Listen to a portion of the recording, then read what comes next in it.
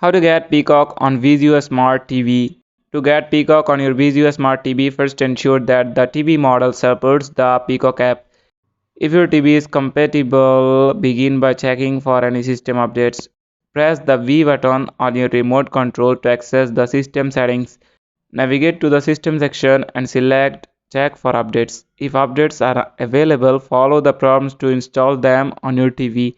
After updating, press the V button again to open the Peacock app from the Vizio Smart TV menu.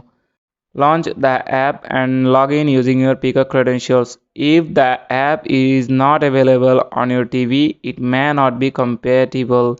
In this case, consider using an external streaming device such as a Roku, Amazon Fire Stick, or Apple TV, which can be connected to your Vizio Smart TV.